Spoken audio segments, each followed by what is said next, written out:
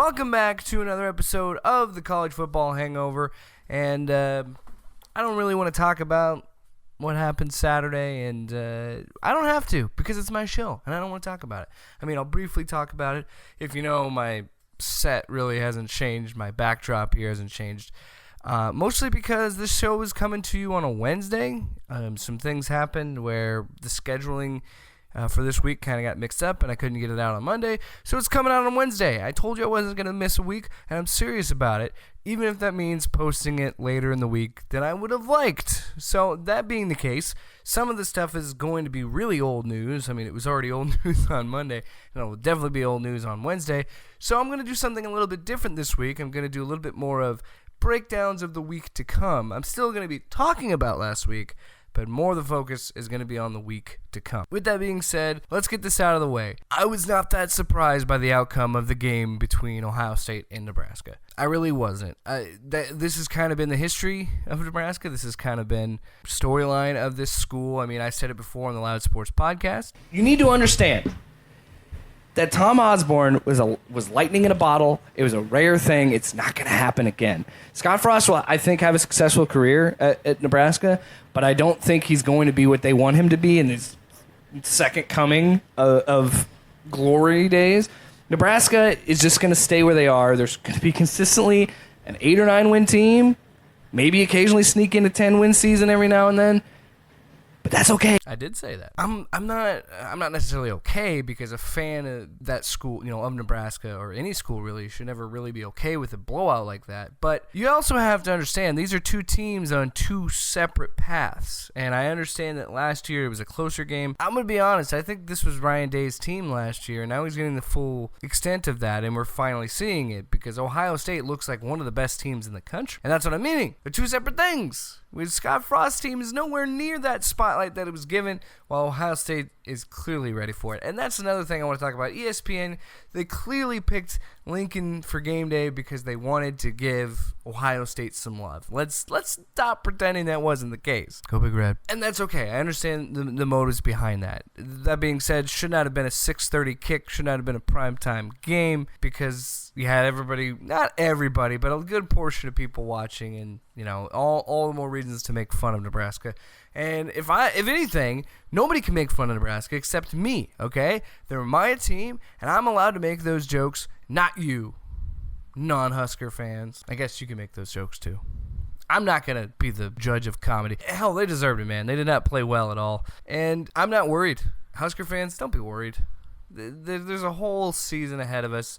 Nothing to be scared about. God, I hope so. Cut to another storyline from last week before we move on to this current build-up for this week. I want to talk about Clemson, because Clemson had their first scare of the season where they almost lost to North Carolina, but if it wasn't for Mac Brown's hubris, they probably would have won. But I like the call. I really do. I like the call of going for 2. But honestly, with college football's overtime, I think it's better just to kick the extra point and try your hand out in overtime. Clemson's defense played very well, but so did your team. I mean, you held a pretty solid Clemson offense to 21 points. I would probably try my hand at overtime, but regardless, I kind of like the ballsy move by Mac Brown. And then you got people talking. Now, keep in mind, I'm talking about Paul Finebaum, where if there isn't a team in the SEC, Paul Finebaum thinks they're trash or they're garbage. For some reason, he thinks this. Making too much of barely winning against UNC? No, I mean, they're not one of the top 4 teams in the country, Al, and I think for that poll to put them in there is ludicrous. This is not a lifetime achievement award. This is supposed to be based on what you're doing right now, and they beat North Carolina. North Carolina lost to App State the week before, and Wake Forest the week before that. Clemson's best win is over Texas A&M by 2 touchdowns at home. Texas A&M had to hold on to beat Arkansas, which is the worst team in the SEC. To think that Clemson is not the number 2 team in the country just because they had a bad game against North Carolina is insane. It might be the craziest thing that ESPN has probably put on the air. Are you kidding me? It's not just because of what they did last year, it's what they're doing this year. This is still one of the best teams on the field, and I guarantee you put them up against Oklahoma, you put them up against Alabama or Ohio State, they would probably win that game. To say that they don't deserve to be where they are because of one bad performance, which they still won, is insane. And this is kind of the problem I run into with college football, and it's kind of annoying, and it's super, super annoying. When we look at things, this is the thing with the playoff. It's a great thing. It's at a great pageantry to the sport. But this is the problem. We start playing this game of, well, they lost it this time, and they lost it this time, and this looks prettier than this loss, and yes, they lost here, and all these different like criteria that a committee of 25 people makes up. You don't see these problems in the NFL. You don't see them in the NHL. You don't see them in the NBA. Just let the games play out and stop speculating, okay? Just let the games play out and stop with this nonsense. I'm just go to 8 teams. Just do it so I stop losing my mind. My point is, Ohio State lost to 2 different Big Ten West teams back-to-back seasons by a lot of points. Why couldn't it happen this year? But they were still considered, at the end of the year, they were still considered, despite their 30-point losses, they were still considered to be in the college football playoff. So people need to stop freaking out about Clemson. Calm down, Clemson.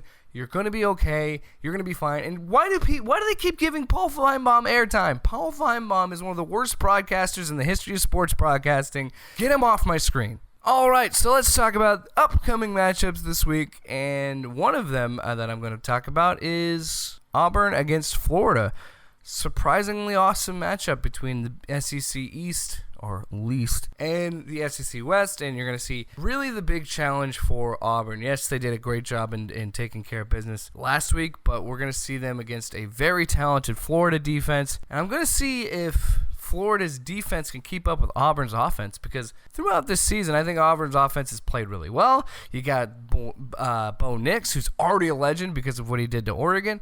I think that's probably the matchup of the week, in my opinion. On the flip side of that, in the Big Ten, we got Ohio State taking on Michigan State. Now, I want to see Michigan State play well here because they have to. Their defense is their strong suit. Their defense is going to have to step up in a major way because their offense is, well, it's the offense of a school that had Kirk Cousins at quarterback.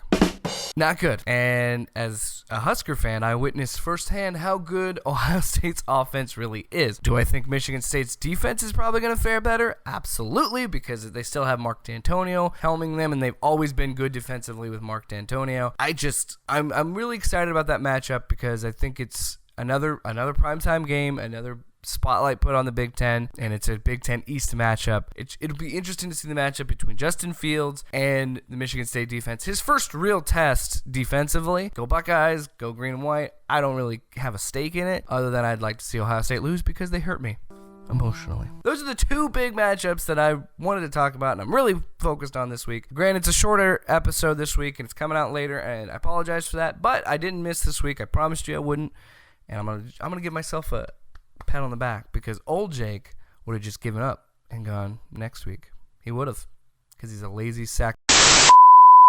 Anyway, thank you so much for watching this episode of College Football Hangover. Very late and short episode of College Football Hangover. I hope you listen to the podcasts on the Loud Opinionated Podcast Network. We've got Loud Sports, which I go more in depth on sports with 2 other hosts, Brandon Plecker and Paul Rubidoux. You can also check out the Batcast with myself and Luke Moyer. We talk all things Batman. And you can also check out, there's 4 shows. I almost just said 3. You can also check out Super Cynical Cinema, another show I do where we make fun of bad superhero movies. And, of course, the Jake Williams Show, where I talk about anything that comes to mind in my life. If you like those shows or you like this one, make sure to hit the like button and click the bell so you know when this video or the other ones go live. Thumbs up if you like it. Thumbs down if you don't. Probably because you're Paul Finebaum. Anyway, do yourself a favor and watch some football, nerd.